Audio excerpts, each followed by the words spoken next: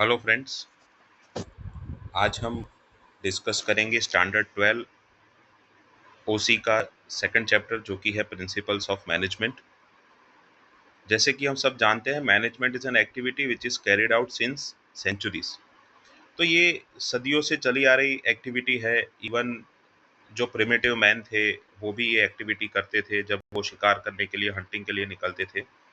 The history of concept of management is very ancient and has been change periodically, और ये change भी होता रहता है। हेरोल्ड कुंट्स ने इस आइडियोलॉजी को कहा है जंगल, मैनेजमेंट एज अ जंगल। ये एमसीक्यू में भी काफी बार पूछा जाता है, who has held the ideology of management as a jungle. तो उसका आंसर लिखेंगे Harold Koontz. In a business unit some rules principles might be formed in relation to the human behaviour. तो कोई भी बिजनेस में कुछ रूल्स प्रिंसिपल ह्यूमन बिहेवियर के आधार पे जो बनाए गए हैं ताकि जो अचीवमेंट ऑफ गोल है वो इजी हो सके, उसे हम बोलेंगे principles of management. They are just basic guidelines, and principles of management are the detailed and perfect guidelines for decision making and implementation. तो ये एक डिटेल्ड और परफेक्ट गाइडलाइंस है कोई भी डिसीजन मेकिंग के लिए। आगे बात करेंगे nature of principle of management की। तो सबसे पहला नेचर है यूनिवर्सल एक्सेप्टेंस, यानी कि ये सब जगह एक्सेप्टेबल है। सब जगह ये प्रिंसिपल हम लागू कर सकते हैं और बिजनेस को सक्सेसफुल बना सकते हैं, चाहे वो हॉस्पिटल हो, चाहे स्कूल हो, चाहे कंपनी हो, चाहे कुछ भी ऑर्गेनाइजेशन आप चला रहे हो। दूसरी बात है, ये फ्लेक्सिबल है, मतलब समय के अनुसार ऐसा नहीं है कि इसमें हम चेंजेस नहीं कर सकते। We can do the necessary changes according to the firm, according to the organisation and according to the time. तीसरा है जनरल गाइडलाइंस। ये सिर्फ जनरल गाइडलाइंस हैं जो सब जगह हम लागू कर सकते हैं। ये कोई कंपलसरी रूल्स नहीं है कि इनको कंपलसरीली हर जगह पे लागू करना ही है। ये जनरल गाइडलाइंस है जो कि आपके बिजनेस को, आपके गोल अचीवमेंट को आसान बनाने का काम करते हैं। Based on human behaviour. तो देखिए, जब हमने मैनेजमेंट का चैप्टर पढ़ा था तो उसमें हमने देखा था कि मैनेजमेंट ह्यूमन ओरिएंटेड होता है, क्योंकि मैनेजमेंट इंसानों का करना है। मशीन्स तो ऑपरेट होते हैं, मैनेजमेंट इंसानों को करना है। तो यहाँ पे ये ह्यूमन बिहेवियर के आधार पे ही ये प्रिंसिपल बनाए गए हैं। और एंड ऑफ कंटिजेंसी, तो कोई भी कंटिजेंसी सिचुएशन हो, आप प्रिंसिपल ऑफ मैनेजमेंट वहाँ पे लागू कर सकते हो। आगे बात करेंगे इंपॉर्टेंस की। तो सबसे पहला, increase in managerial efficiency. Principle of management से आपका मैनेजरियल एफिशिएंसी इंक्रीज हो सकता है। Maximum usage and effective administration of resources. आप अपने रिसोर्सेज का बेस्ट वे में यूटिलाइजेशन कर सकते हो और उसका इफेक्टिव एडमिनिस्ट्रेशन भी कर सकते हो। Helpful for scientific and logical decision. कोई भी डिसीजन आपको साइंटिफिक वे में, लॉजिकल वे में लेना है तो आप ये प्रिंसिपल ऑफ मैनेजमेंट का इस्तेमाल कर सकते हो। To cope up with the changing environment, जो बिजनेस एनवायरनमेंट है, पॉलिटिकल एनवायरनमेंट है, या और कोई भी इन्वायरमेंट जो कॉम्पिटिटिव एनवायरनमेंट है, जो कंटिन्यूअसली चेंज होता रहता है, तो ये प्रिंसिपल आपको हेल्प करते हैं ये चेंजिंग एनवायरनमेंट को कोप अप करने में, उसको मदद करने में। To fulfil social responsibility. देखिए, सोशल रिस्पॉन्सिबिलिटी हम तभी फुलफिल कर पाएंगे जब हम अच्छा सा प्रॉफिट करेंगे और डेवलप करेंगे, तो अपने आप हमारी सोशल रिस्पॉन्सिबिलिटी भी फुलफिल होती जाएगी। तो ये प्रिंसिपल फॉलो करके हम वो काम भी आसानी से कर सकते हैं। Useful for research, training and development. कोई भी आगे फर्दर कंपनी को रिसर्च करना है, कंपनी के और एम्प्लॉयज़ को ट्रेनिंग देना है, डेवलपमेंट करना है उनका, तो उसके लिए भी ये प्रिंसिपल्स बहुत ही यूजफुल गाइडलाइंस प्रोवाइड करते हैं। अब ये समय अनुसार अलग अलग थॉट ऑफ मैनेजमेंट जो डेवलप हुए हैं। सबसे पहले हम बात करेंगे थॉट्स ऑफ क्लासिकल थियरी की। तो क्लासिकल थॉट्स जो 19th सेंचुरी के एंड तक डेवलप हुए उनको क्लासिकल थॉट्स बोला जाता है, जिसके मेन प्रमोटर थे Frederick Taylor, Max Weber, Gilbreth, Henry Gantt और हेनरी फेयोल। ये सब कुछ दिग्गज मैनेजमेंट गुरुज थे जिन्होंने ये थियरीज डेवलप करी थी। उसके बाद नियो क्लासिकल थियरी डेवलप हुई, जो 19th सेंचुरी के एंड से लेके 20th सेंचुरी तक ये चली, बिगिनिंग तक, जिसमें Australian industrial psychologist Elton Mayo का थियरी ऑफ हॉथरॉन, जिसने बिहेवियर ओरिएंटेड थियरी को नया जन्म दिया था, उन्होंने बिहेवियर ओरिएंटेड थियरी ज़्यादा डिटेल में डेवलप करी थी। Elton Mayo is called the promoter of this theory. तो ये भी एमसीक्यू में आता है कि who is the promoter of neo classical theory, तो हम याद रखेंगे एल्टन मायो। इसके अलावा कुछ जाने माने नाम, Herzberg, Rensis Likert, Chris Argyris, McGregor and Maslow, Abraham Maslow बहुत ही फेमस नाम है। उसके बाद thought of behaviour related theory. Professor Urwick ने एक बार कहा था, you manage your man and your man will manage rest of all. आप अपने वर्कफोर्स को संभालिए, बाकी आपका वर्कफोर्स आपका पूरा काम संभालेंगे। तो management is done by a person, management study becomes a study of inter human relation. क्योंकि मैनेजमेंट इंसानों द्वारा किया जाता है, तो यहाँ पे इंटर ह्यूमन रिलेशन समझना बहुत ही ज्यादा जरूरी है। This approach is psychological and it seems that economic parameters has been neglected. इस अप्रोच में ना यहाँ पे इकोनॉमिक पैरामीटर्स को निग्लेक्ट किया गया है, सिर्फ ह्यूमन बिहेवियर के ऊपर ज्यादा फोकस किया गया है। And thought of modern management, जो Koontz O'Donnell, George Terry, Peter Drucker, William Ouchi and C K Prahalad, they are the main contributors of modern management theory, जिसके अंदर खास फोकस किया गया है मैनेजमेंट बाय एक्सेप्शंस। नाउ अब आगे बात करेंगे, जो इस चैप्टर में हमें दो लोगों के प्रिंसिपल्स पढ़ने हैं। सबसे पहले पढ़ने scientific principles of Frederick Taylor. Scientific management के प्रिंसिपल दिए इन्होंने। Scientific management is a mental revolution on the part of particular unit of employees in a factory. It's a total mental revolution towards their task, duty, colleagues and owners. तो ये एक mental revolution करने की बात थी, scientific way में काम करने की बात है, ठीक है। उसका definition अगर हम बात करें तो knowing exactly what you want your men to do and to see that they do it in the best and cheapest way। पहले आप ये डिसाइड कर लो कि आप अपने वर्कफोर्स से, अपने एम्प्लॉय से, अपने वर्कर से क्या काम करवाना चाहते हो, और फिर ये डिसाइड करो कि ये काम हम सबसे अच्छे तरीके से, बेस्ट तरीके से और सबसे चीपेस्ट वे में कैसे कंप्लीट कर पाते हैं। आगे बात करेंगे प्रिंसिपल ऑफ साइंटिफिक मैनेजमेंट के अंदर, तो साइंटिफिक मेथड, उसका planning and implementation, job analysis, standardisation, scientific selection and training, economical and mental revolution. तो उन्होंने सबसे पहले बताया साइंटिफिक मेथड के बारे में कि साइंटिफिक मेथड क्या होती है, कि कोई भी काम करने का साइंटिफिक तरीका डेवलप करो और उसी तरीके से, यानी कि हर एक काम को उन्होंने साइंटिफिक तरीके से करने को सजेस्ट किया, नॉट रूल ऑफ थंब के जैसे मैनेजर चाहता है या उसको जो सही लगता है उस हिसाब से काम नहीं करना है। जिस हिसाब से काम अच्छा होता है, सस्ता होता है, जल्दी होता है, उस हिसाब से काम करना है। सेकंड, प्लानिंग एंड इम्प्लीमेंटेशन, हमेशा हर एक काम का प्लानिंग करो और उस प्लानिंग के हिसाब से ही काम को आगे बढ़ाओ, उस प्लान को इम्प्लीमेंटेशन करो। फिर उन्होंने सजेस्ट किया जॉब एनालिसिस, कि हर एक एम्प्लॉय का, हर एक वर्कर का जॉब एनालिसिस करो, क्योंकि हर एक एम्प्लॉय, हर एक वर्कर एक जितनी एफिशिएंसी से काम नहीं करते हैं, तो जो वर्कर्स ज़्यादा एफिशिएंसी से काम करते हैं उनको ज़्यादा पेमेंट करो, जो कम एफिशिएंसी से काम करते हैं उनको कम पेमेंट करो। फिर स्टैंडर्डाइजेशन उन्होंने सजेस्ट किया। स्टैंडर्डाइजेशन का मतलब होता है कि हर एक काम का एक स्टैंडर्ड डिसाइड करो, उसका कितने टाइम में वो काम होना चाहिए, कौन सी क्वालिटी उसमें होनी चाहिए, कितने लोग वो काम कंप्लीट करने चाहिए, और हर एक चीज़ का उन्होंने स्टैंडर्ड बनाना शुरू किया और उस स्टैंडर्ड को फॉलो करना चालू किया। Scientific selection and training, workers को ऐसे ही सिलेक्शन नहीं करना कि जो भी आया उसको काम पे लगा दिया, नहीं।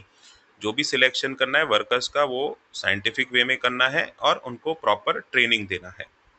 इकोनॉमिकल, उन्होंने बहुत ही ज़्यादा फोकस किया था कि ये सब चीज़ें करने में सबसे ज़्यादा ध्यान हमें रखना है कि चीज़ें इकोनॉमिकल तरीके से होनी चाहिए, यानी कि बजट फ्रेंडली होनी चाहिए।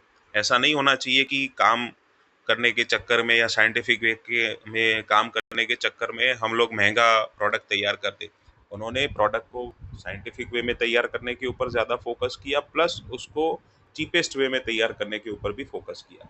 और मेंटल रेवोल्यूशन, यहाँ पे उन्होंने मेंटल चेंजेस की बात करी, रेवोल्यूशन की बात करी कि जो वर्कर्स हैं उनको अपनी सोच बदलनी है, जो मैनेजमेंट है उनको अपनी सोच बदलनी है, वर्कर्स को, ऑर्गेनाइजेशन को अपना समझ के काम करना है, और जो मैनेजमेंट है उन्हें भी वर्कर्स से काम ऐसे लेना है कि वो अगर अच्छा काम करते हैं तो उनको अच्छा पेमेंट देना है। ऐसा नहीं है कि सब सिर्फ वर्कर्स काम करने के लिए हैं, उनके प्रति भी ह्यूमन बिहेवियर रखना है, ठीक है। तो उस हिसाब से मेंटल रेवोल्यूशन की बात उन्होंने उसमें सजेस्ट करी थी।